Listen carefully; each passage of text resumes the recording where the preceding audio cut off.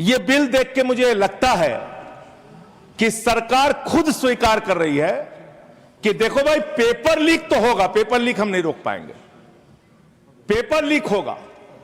हत्या के खिलाफ सख्त कानून बनता है, बलात्कार के खिलाफ सख्त कानून बनता है। तो कोई हत्या का अपराधी होता है, बलात्कार का अपराधी होता है जिसको सजा मिलती है।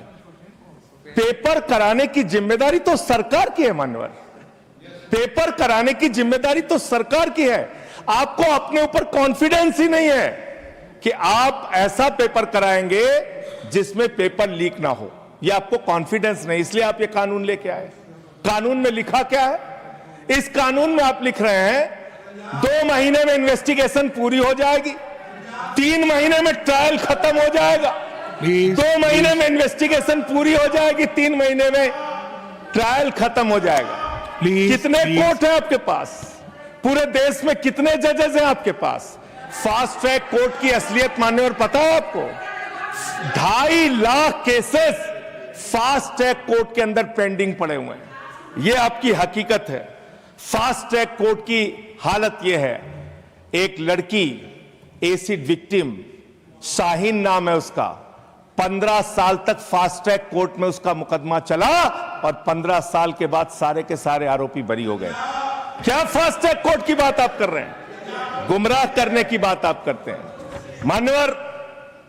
इनके राज में 1 लाख सरकारी स्कूल हिंदुस्तान में बंद हुए।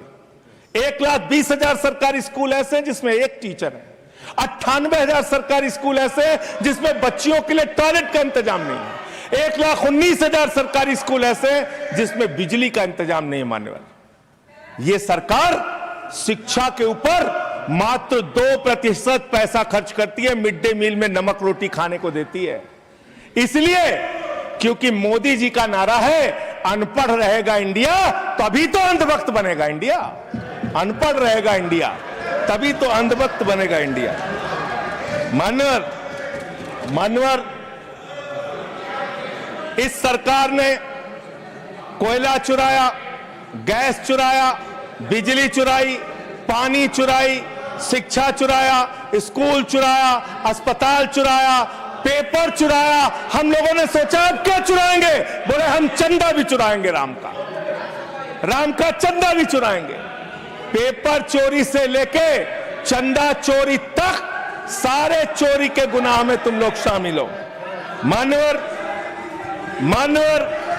किसान आंदोलन करता है तो खालिस्तानी हो जाता है, किसान आंदोलन करता है तो खालिस्तानी हो जाता है, मुसलमान आंदोलन करता है तो पाकिस्तानी हो जाता है, नौजवान आंदोलन करता है तो चाइनिस्तानी हो जाता है। लेकिन मैं इस सरकार के बारे में कहना चाहता हूं, जो लोग AK-47 चलाते हैं, छात्रों के सर पे लाठियां चलाते हैं, आंसू गैस के गोले छोड़ते हैं, वो सरकार आतंकवादियों जैसा आचरण कर रही है, आतंकवादियों जैसा व्यवहार कर रही है। मैं ये कहना चाहता हूं। सबसे शॉकिंग और सैड बात यह है कि 2016 में कर्नाटक में जब कांग्रेस की सरकार थी तब वहां पे 12वीं कक्षा का प्री यूनिवर्सिटी कॉलेज का 12th का केमिस्ट्री का पेपर लीक हुआ। ये क्लासरूम का पेपर नहीं था सर, ये स्टेट बोर्ड एग्जाम था।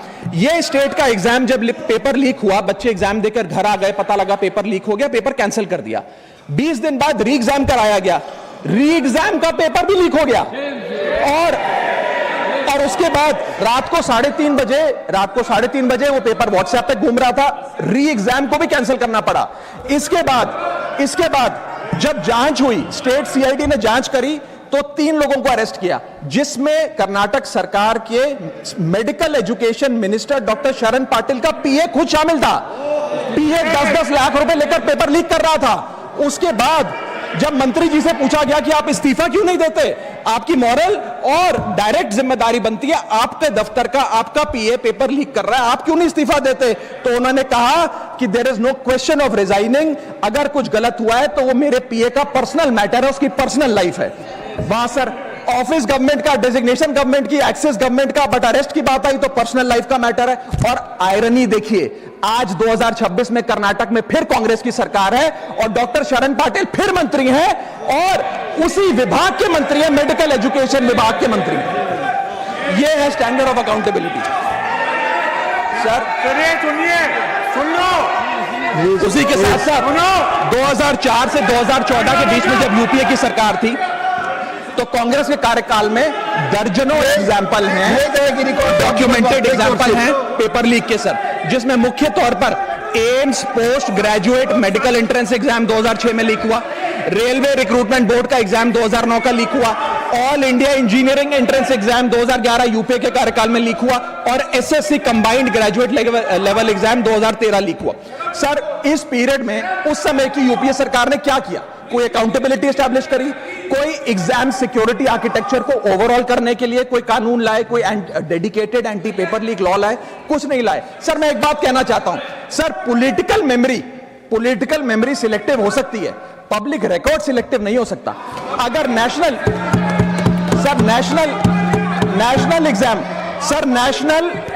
एग्जाम का पेपर लीक अगर नेशनल क्राइसिस है, जो कि है, तो सर ऑपोजिशन रूल्ड स्टेट का पेपर लीक एक लोकल इंसिडेंट कैसे हो सकता है? सर स्टूडेंट में तो फर्क नहीं होता। अगर नीट के स्टूडेंट्स का पेन जेन्युइन है, जो कि जेन्युइन है, तो सर पंजाब के फार्मेसी एग्जाम के स्टूडेंट्स का और कर्नाटक के एसएलसी एग्जाम के स्टूडेंट्स का पेन भी जेन्युइन है। स्टूडेंट का पेन पार्टी देखकर चेंज नहीं होता और ठीक उसी तरह रिफॉर्म और अकाउंटेबिलिटी भी पार्टी देखकर चेंज नहीं हो सकती। अब स्टूडेंट्स के बारे में कुछ कहना चाहता हूं। सर देयर वॉइस मैटर्स, उनकी मांगे जायज हैं। सर स्टूडेंट्स द्वारा प्रोटेस्ट करना, सवाल पूछना, डिमांड रेस करना, कोर्ट जाना, पीसफुल मार्च निकालना, ये सब उनका संवैधानिक अधिकार है और ये करना भी चाहिए।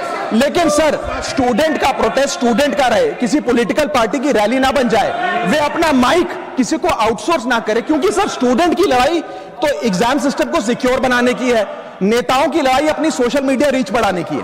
सर जब पॉलिटिकल लीडर्स प्रोटेस्ट के टाइम पर बैरिकेड के आगे स्टूडेंट को भेज खुद कैमरे की सेफ साइड पे रहें, तो उनसे पूछिए कि रिस्क मेरा और रील तुम्हारी, ये पार्टनरशिप कैसी? सर स्टूडेंट का मूवमेंट स्टूडेंट के फ्यूचर के लिए है, किसी फ्लॉप पॉलिटिकल पार्टी के कमबैक के लिए नहीं है सर। और जो पॉलिटिकल पार्टी के अपने खुद के फ्यूचर का आता पता नहीं, वो स्टूडेंट के फ्यूचर की क्या लड़ाई लड़ेगी? सर स्टूडेंट्स को जस्टिस चाहिए, पॉलिटिकल पार्टी को फुटेज। स्टूडेंट को एग्जाम सिक्योर करना है, पॉलिटिकल पार्टी को वायरल क्लिप। स्टूडेंट का सवाल फ्यूचर का है, नेता का कैलकुलेशन अगले इलेक्शन का। इसीलिए मैं ऑपोजिशन पार्टीज को कहना चाहता हूं, don't use students emotion for your political promotion. ये लड़ाई बीजेपी वर्सेस कांग्रेस नहीं है, ये लड़ाई मेरिट वर्सेस माफिया की है, मेहनत वर्सेस सेटिंग की है।